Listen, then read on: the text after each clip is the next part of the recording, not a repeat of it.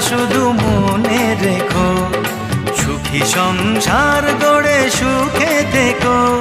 এ ঘর দুয়ার সব শূন্য করে যেতে হবে তোমাকে স্বামীর ঘরে।